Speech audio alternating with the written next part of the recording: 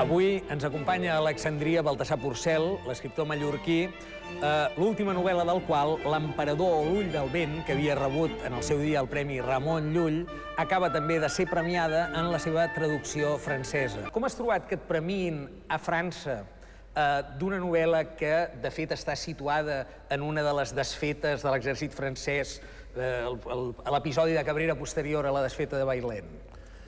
No sé, jo crec que l'important del premi és, com deies, el prestigi, el jurat és un jurat molt important, en fi.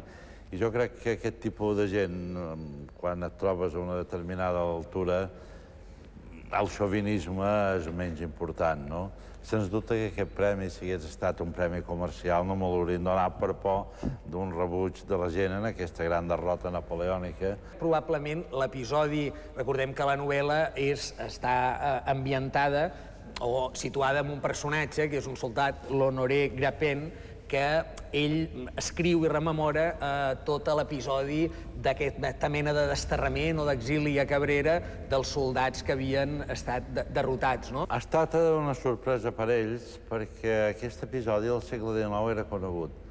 És un episodi que, clar, van ser 20.000 soldats que van morir de fam, de pesta, i llavors alguns sobrevivents van publicar un diari, un llibret de records.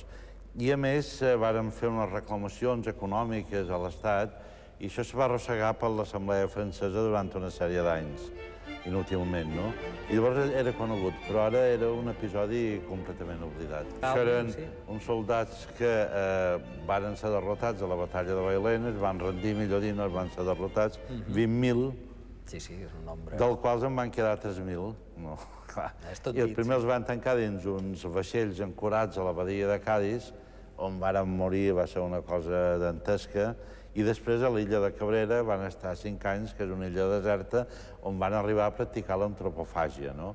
Ara, la meva novel·la no és ben bé una novel·la històrica, això també crec que és un motiu de que l'han premiada, sinó una novel·la, diguem-ne, existencial també, amb un cert element policiac, mai saps què és el que passarà, hi ha una intriga, no? Jo la novel·la històrica per ella sola, que m'agrada com qualsevol altre gènere, no és un gènere que em tenti per escriure-ho. Jo vaig agafar l'episodi com una tragèdia humana més que com un episodi històric. El Porcel novel·lista, quins temes li interessen? Bàsicament el poder?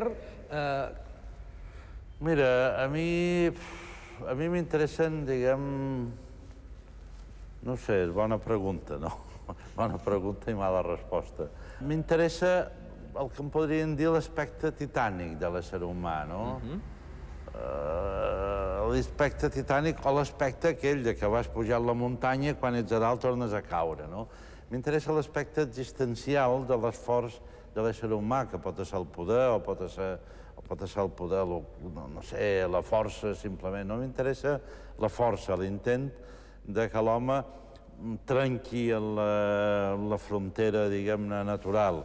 Crec que la voluntat, crec que la vida i el personatge són un esforç. Existeixen els països catalans, Baltasar? Jo som mallorquí i jo mai he tingut el més mínim dubte de pertànyer a una sola cultura. El meu poble, Andratx, és el meu poble, Barcelona és la meva capital. Per mi no hi ha... És que jo crec que en el moment en què entra de ple en el tema cultural, ara, si te fiques en la cosa política, a mi què se m'importa qui ha de ser el president d'una banda o d'una altra, no? La paraula països catalans és confusa, no? Però la realitat no és gens confusa. Hi ha una llengua, hi ha una cultura, que això està bé i que... Vaja. Tenim un llibre, que aquest sí que acaba de sortir del forn, diguem, que és Baltasar Porcel, la novel·la de la vida, de l'Antoni Planes. Això, ben bé, acaba de sortir a l'editorial Lleonard Montaner. Què és això, ben bé? Un reportatge sobre la teva vida? És un gran reportatge sobre la meva vida, la meva obra i tal.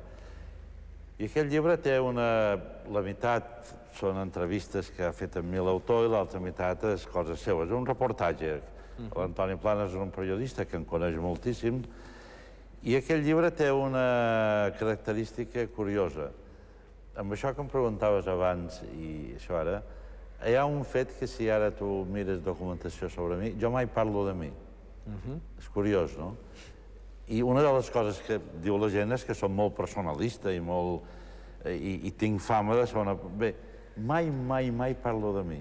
Bé, aquest és el primer llibre en el qual jo surto, diguem-ne, tal com soc.